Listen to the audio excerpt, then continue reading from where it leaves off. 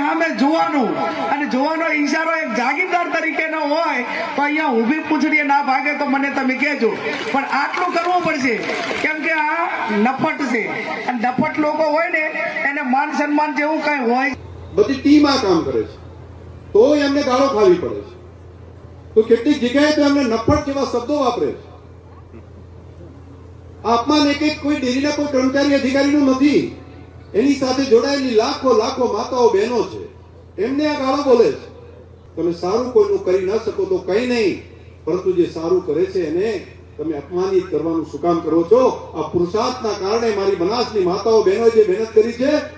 માત્ર ગુજરાત નહીં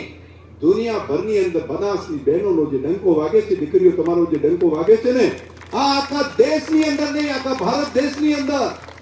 બનાસની માતાઓ બહેનો કે જેણે જે પુરુષાર્થ કર્યો છે એનું બહારના દેશો આવીને નોંધ